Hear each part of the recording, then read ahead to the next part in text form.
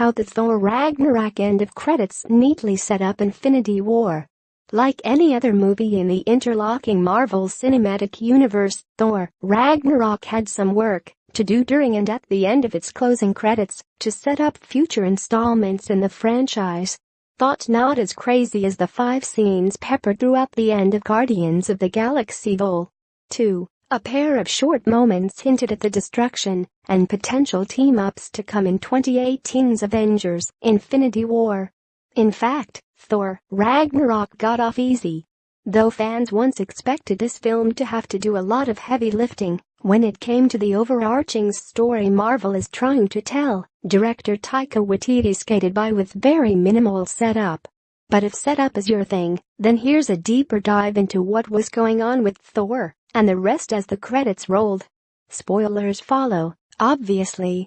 When Ragnarok ends, Thor, Loki, Heimdall, Valkyrie, and a group of displaced Asgardians are in a ship on their way to make a new home on Midgard, aka Earth.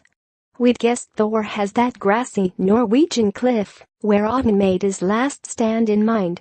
In the first, brief end-of-credits scene, Loki expresses some doubts about how Earthlings might treat him after he, tried to destroy them all in 2012's The Avengers. But on the whole, the brothers have reached a nice tentative truce as they cruise into space. Just then, a massive, ominous spaceship looms into view.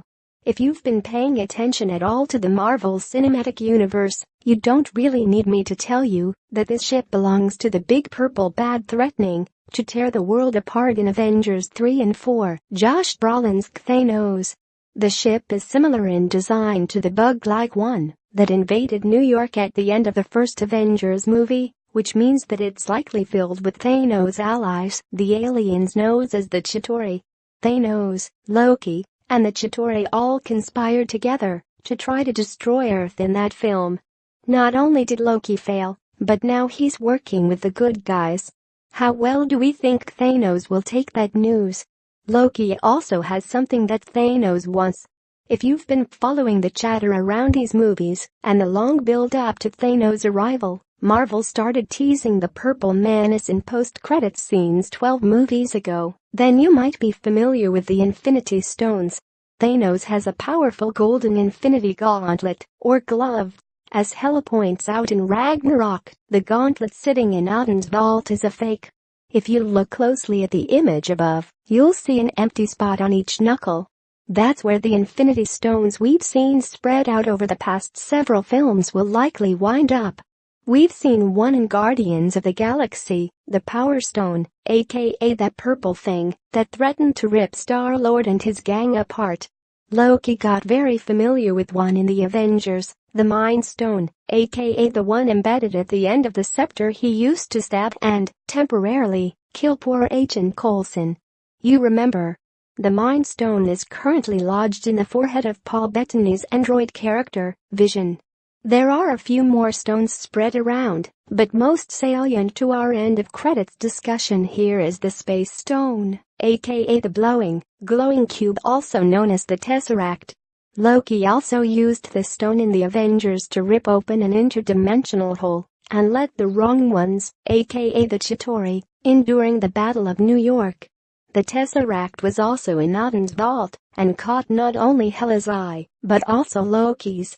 We can bet he grabbed it on his way out the crumbling Asgardian door and has it tucked away on that ship.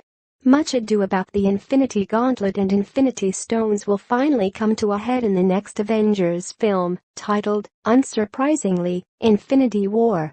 That film's co-director, Anthony Russo, told IO9 a massive crossover event is a heist movie centered on Thanos' pursuit of those stones. With Infinity War, the biggest new element to the movie is Thanos and the fact that he's entering the storytelling in a very bold, strong way, to the degree that he's almost one of the leads.